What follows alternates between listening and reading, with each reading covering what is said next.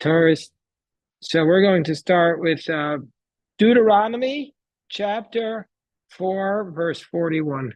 Deuteronomy chapter 4, verse 41. And Oz Yavdil Moshe, then Moshe separated Shalosh Arim Be'ever Yardi, meaning to say, then Moshe separated three cities. Ever Yardi, Mizrach HaShemesh. Eliezer, I want you to know that tonight is the Yortzeit for Josh Brodsky, but also Hal Brodsky. You remember Hal? Yes.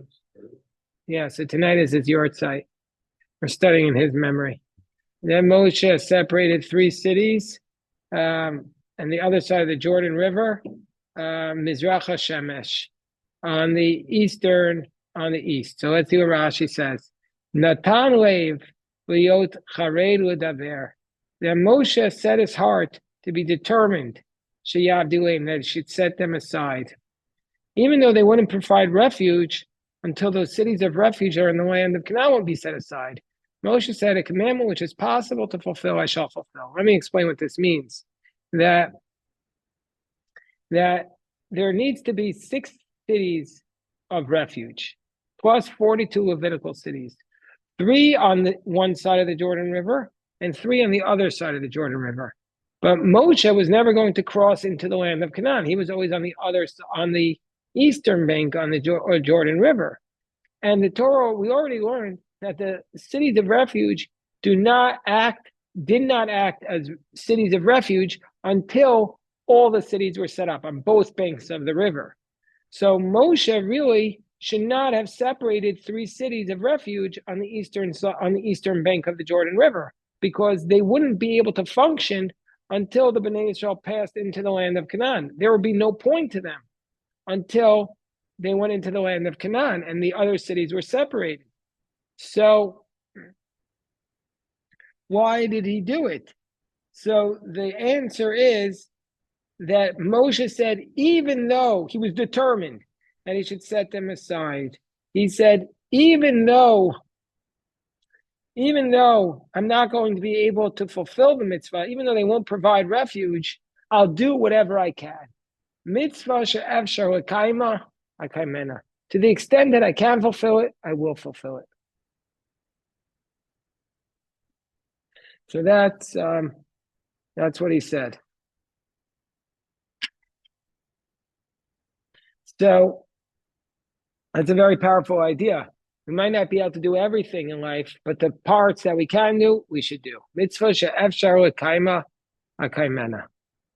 So now the verse says, "Ve'ever yarden mizrach hashemesh."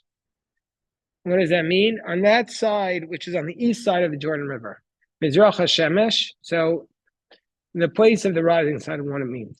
Okay, verse 43. What do you do in the city of refuge? Lanu shama rotzeach, to run there, every murderer, asher yirtzach asriyehu, who killed his friend, bivui das, he killed his friend without knowledge, and he did not despise him yesterday or the day before. He killed him by accident. So he can run to these cities of refuge and live.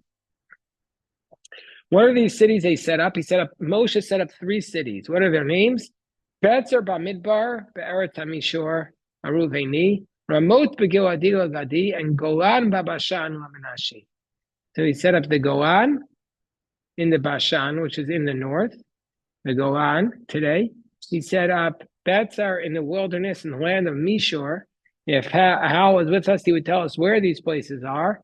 And Ramot in Gilad for the Gadi. Vizot HaTorah asher sam Moshe v'nei bnei Yisrael. This is the verse that we say when the Torah is lifted. It says, this is the Torah that Moses placed before the children of Israel. So Rashi says that refers to what he's about to say now. But we say, when the Torah is lifted, we say the phrase, Zot HaTorah asher sam Moshe v'nei bnei Yisrael. Most people say, Al pi Hashem biyad Moshe. Most people say the phrase, Zot HaTorah asher sam Moshe v'nei bnei Yisrael, Al pi Hashem biyad Moshe, citing this verse. But the phrase, Al pi Hashem biyad Moshe, does not appear here. It appears earlier in Bamidbar. So actually, my teacher, my Rebbe, told me that since there's a problem, we're not allowed to make new verses. We can't divide a verse and connect it to another verse. That's not okay. Kol pasuk Moshe Rabbeinu lo pasak anan lo paskin. We can't just divide up the verses if Moses didn't divide it like that. So how come we're taking a half a verse and attaching it to this verse? It shouldn't be okay. So my teacher told me, my Rebbe said he was with Rabbi Moshe Feinstein, and he saw Rabbi Moshe Feinstein only said this verse, and he didn't say the second half of the other verse. And he said that's what he saw Rabbi Moshe say, and so that's what I say. I don't say the other part of it, which a lot of people say Al Pi Hashem V'Yam Moshe, because that's what my teacher told me not to. He didn't tell me not to say, but he told me Rabbi Moshe Feinstein what he saw Rabbi Moshe Feinstein do. I say, okay, you have the tradition from Rabbi Moshe Feinstein. That's good enough for me. I don't need to go argue with that. All we have is our tradition. We start rejecting our tradition, then we have nothing. Realize that the only thing we have in our system is our tradition. That's the basis for everything. And if we say, well, we'll reject it because we don't like this part of it, then in the end we have nothing. Right? Then we are nothing. So then it says, Eli dus v'achukim ha'mishpatim asher diber Moshe al b'nei Yisrael. These are the laws, the judgments, and Moses spoke to the children of Israel when they left Egypt. Rashi says, these are the laws. Okay, one more verse. Be'ever Yarden, Bagai Mul Beis Peor Be'eretz Sichon Melech HaMori, on the other side of the Jordan, in the valley opposite Peor, in the land of Sichon, the king of the Amorites, Asher Yoshev B'Cheshbon, Asher Yikam Moshe B'nei Yisrael B'Tzeitam Mitzrayim, that he struck Moses and the children of Israel when they went out of Egypt. So let's see what Rashi says here. These are the laws and the judgments. Rashi says, these are the ones which he spoke when they left Egypt. And he went back and taught them again at the plains of Moab. He already told them all the laws. Why is Moshe repeating it to them here again on the plains of Moab? He's already told them once. And Rashi, so that's what he's doing now. He's repeating it. It just says he's doing it. It doesn't say why here. Be'ever Yarden Mul Gai, opposite the valley, Mul Beit Por, opposite Por, Be'eretz Sichon, land of Sichon, the king of the Amorites, who's dwelling in Cheshbon. Moshe struck B'nai Yisrael B'Tzeitam Mitzrayim. So basically, it's saying these are the laws, but it's not like he's repeating. He's repeating what he said, and it hasn't told us what he's going to say. It's telling us the context where he's saying it. And he says, we're saying it by the land where he conquered Sichon and Og. Fine. Now we go to chapter 5, verse 1. Chapter 5, verse 1. Vayikra Moshe kol Yisrael. Moshe called it all of Israel. He still hasn't told them. He still hasn't repeated it. Vayikra Moshe kol Yisrael. Vayomer alayim. And he said to them, Shema Yisrael sachukim es mishpatim. Listen, Israel, to all the laws and the judgments. Asher anochi dover ba'aznechem hayom. That I am speaking into your ears today. U'maratem otam. And you shall teach them. U'shemartem la'asosam. And you shall guard them to do. Hashem Elokeinu karas imanu bris b'chorev. Hashem our God made a covenant with us in Chorev. But he still is not saying it. He's still describing it. He says, now with our forefathers they make this covenant. Kitanu, with us, anachnu, elu po hayom kulanu chayim. All of us who are here today, all of us who are alive. Rashi says, not with our forefathers alone did he make this, but with us. Fine. God spoke to you face to face from the fire. Face to face from the fire. Rashi says that this is what the Rabbi Barachia said. Moshe said, "Don't say I'm misleading you. It's something that's not true, like a middleman does between a seller and a buyer. The seller himself spoke with you. God himself spoke to you. God himself spoke to you directly." And then he's going to get to the 10 Commandments. I stood between you at that time to tell you the words of God, because you were afraid of the fire. So you were afraid of the fire, so I stood there and spoke to you. And it says that God spoke to him from the fire saying, I am Hashem. Now, then there's the 10 Commandments, which we are going to skip now because we studied that already this week. We read them over carefully. And so now, truth is, we did the whole portion. So now what I want to do, actually, now that we've done the portion, is do something very, very special. It's very rare that we finish the whole portion in this study, but we've done it this week, and that's why it's a sign from God to do something else. What is that? I'm going to tell you what. I'm going to tell you what. Just give me 1 second. Give me 1 second. This week, hold on. Everybody, don't go anywhere. Nobody go anywhere. What I'm going to tell you is going to be so inspiring. Come on in, Joe. Come on in. Come on in. Come on in. Baruch Hashem. Baruch Hashem, Junior. Baruch Hashem. So, when we finish the parsha, we go to the Haftorah. This week is a very special Haftorah. It's the beginning of the 7 Haftorot of consolation. And our friend Hal made it like a very big part of his life to teach everybody about the Haftorah. When I came, he said, would you mind if I continued something that I used to do and then I had to interrupt? He made the blue pamphlets for the Haftorah. First it was blue, for a while it was yellow, but he made the blue pamphlets every week where he taught us something about the Haftorah. And it was incredible. He managed to, with a little bit of humor and brilliance, every week he showed us something new about the Haftorah. And so we go now and it's so beautiful that it's also on Hal's Yort site. We go to the Haftorah for Vaetchanan. For Vaetchanan. Nachamu? Yes, the Haftorah of Nachamu. Nachamu, Ami. Comfort me, your people. So, and we now begin 7 Haftorot of consolation. I want to say this Haftorah has a beautiful phrase in it. And it has, first of all, the phrase in verse 9, ascend the lofty mountain, Ahar gavo alilach, mivaseret Zion, you're a herald of Zion. Raise your voice with strength, mivaseret Yerushalayim. Harimi al tirai, raise not your voice, fear not. Say to the cities of Judah, behold your God. So I want to say that I heard a story about Mivaseret. Somebody called me up today. They said they wanted to study. And I said to them, okay, fine. No, we were discussing whether it was appropriate for them. And I said to this guy, how did you, we have a very low profile here. How did you hear about me? He said, well, my Rebbe in Mivaseret, he went to, there's a yeshiva in Israel called Mivaseret. And here we have this verse in Haftorah. My Rebbe told me to contact you, and he told me the name of his Rebbe, and I'm like, whoa, that was a name I had not heard in 35 years. The guy was friends with my brother, and he used to come over on Shabbos morning and study and just hang out with us. He was a very sweet boy.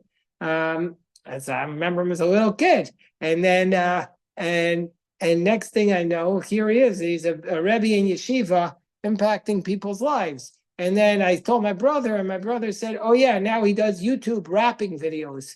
So he sent me his videos, and they're hysterical. The guy's name is Rabbi Daniel Glantz. And if you look it up on YouTube, he's got these great videos, Rebbe Glantz, they're called. So it was amazing that you don't see a guy you liked for over 30 years, and then you look around, and he's having a big hashpah on people. He's having a tremendous influence. His YouTube videos get 50,000 views. 50,000, yeah. I'm lucky if I get 50. Okay, it's a shkoyach, a tremendous thing that he's doing. Tremendous thing he's doing. Okay, so now we're studying the Parshas Nachamu. Comes from Isaiah chapter 40. It's always, Parshas Vaetchanan is always the Shabbos right after Tisha B'Av, and so therefore it's the first of the Shiva Dinachemta, the 7 Haftorot of consolation, and all 7 come from the end of Isaiah, the last third, from chapters 40 to 66.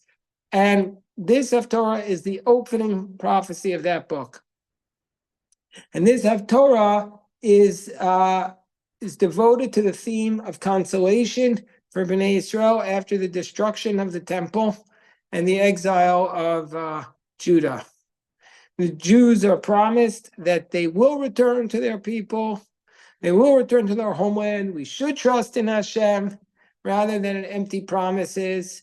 The ingathering of the exiles will be a revelation of God's power. So the first pasuk of this Haftorah is, come on in, boys.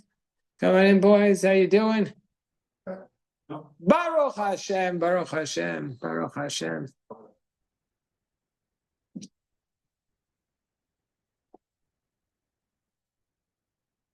Okay, so we're studying the Haftorah now. The Haftorah begins with the words, Nachamu, Nachamu, Ami, Yomar Elokechem. Comfort thee, my people. So says your God. Comfort thee. So one of the big questions is, why the double explanation? Parshas Vaetchanan. We're doing the Haftorah. So why the double consolation? Naomi has the yortzei for two people today. Naomi has the yortzei for her husband and her son. So the Haftorah says, so the Midrash says, just like the people were doubly afflicted, so they will be doubly consoled. That's why it says, Nachamu, Nachamu, comfort you, my people. The double affliction was not only that the temple was destroyed, but also we were, Elon? We were kicked out. We were exiled, exactly right. Right, and also not only that, but so the temple destroyed and being kicked out is really one, but also the embarrassment and the abuse that the other nations hurled at us. Also, the double affliction was the destruction of both the first and the second temple. This is from the Lubavitcher Rebbe. But the double redemption will be the building of the third temple.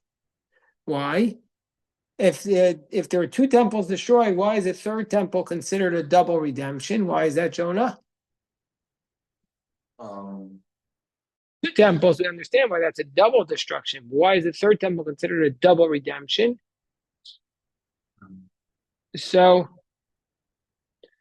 the reason is because the third temple will be eternal. So since once the third temple is built, it will last forever. Exactly. The first temple, why do we need consolation for both temples? Why don't we just get consolation for one? Because the two temples had different factors to them. The first temple, there was greater revelation. We had certain things which we didn't have, certain miracles which did not exist in the second temple. We also had the Aron. And the second temple was much larger and more expansive. So they each had different aspects to them. The third temple will combine both. So, okay.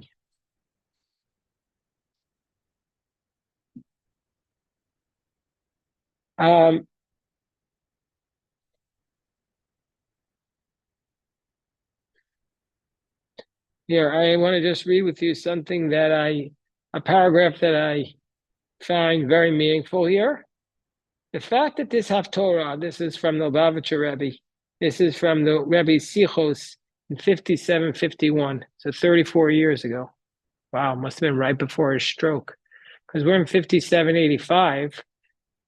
So what's 57-51? What's 34 years ago? What year?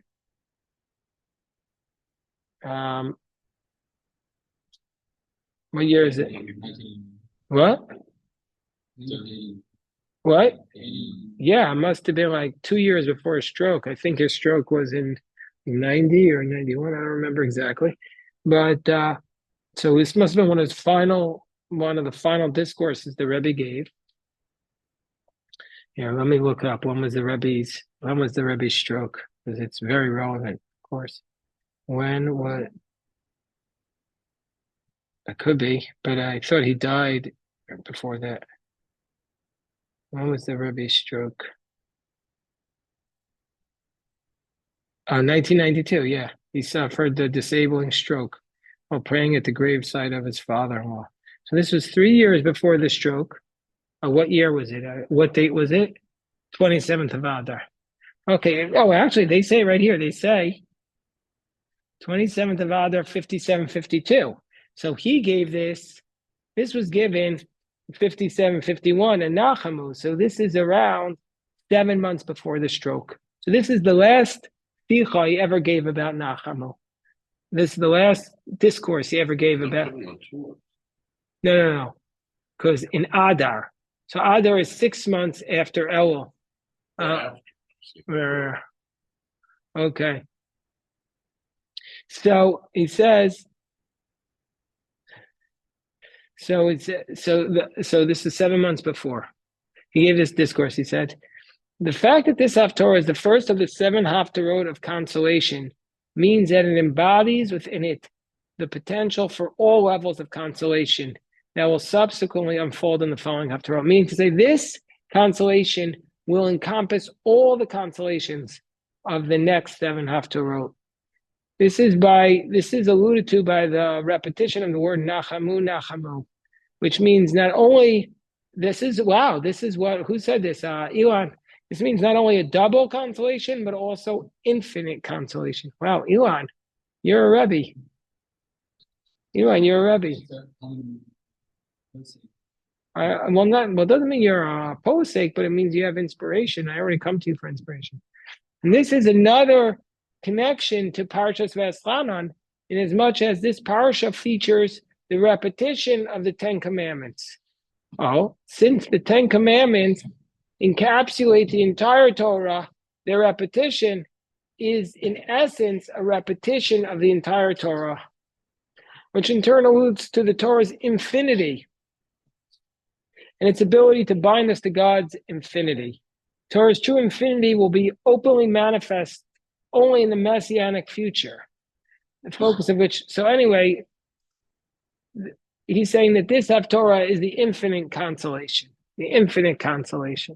And I guess it's very powerful knowing that this was the last thing he said on this parsha before he passed. Okay, the next verse states, Daberu is such a powerful verse. I love this verse. Daberu alev Yerushalayim. Speak to the heart of Jerusalem. Kiru Elah, call to her. Ki mal'at sav'ah. She will become full from her host. Ki nirtza avona, for her sins have been forgiven.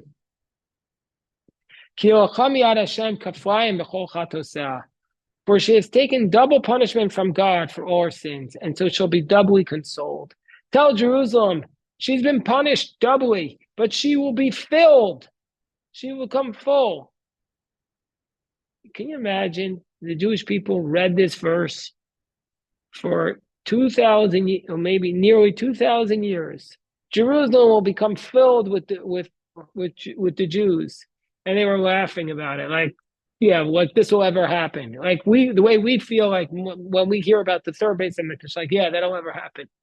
And now we're like, duh, of course. Can you imagine how they read this for 2,000 years and it never happened? And now my daughter called me from Israel and she says, she's been in Jerusalem. It's not her first trip to Israel, but first time in a long time. And she says, Jerusalem's like Manhattan, right? Except for Jewish people. But that's the idea here, that Jerusalem, this prophecy has been fulfilled. This prophecy has been fulfilled. So this voice, what's the voice? What does Rebbe say this voice is? That's the next voice. Kol korei bamidbar. A voice calls out in the wilderness. Panu derech Hashem. Clear the way of God in the desert to get to Jerusalem. Yashru ba'arava misila le'elokenu. Make a path directly, a highway to God. What a beautiful phrase. A highway to God, a highway to God. Somebody should write a song about that, Elon. A highway to God. What? Oh, you heard that? You heard about it? There's already a song, A Highway to God? Highway to heck?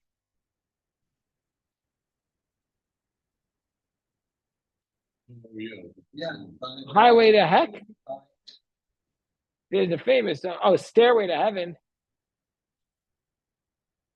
No, Highway to God is the good one. Highway to God to help people return from exile. Make a beautiful highway. I just want to say before we stop that I saw in the news that they're building a bridge from mainland Italy to Sicily. I had to take a plane from Rome to get there, but they're building a bridge right across, a bridge to connect. So we need a bridge to God. That's what this is, a bridge to God. But I say before we dive in mincha, I want to say one thing for everybody.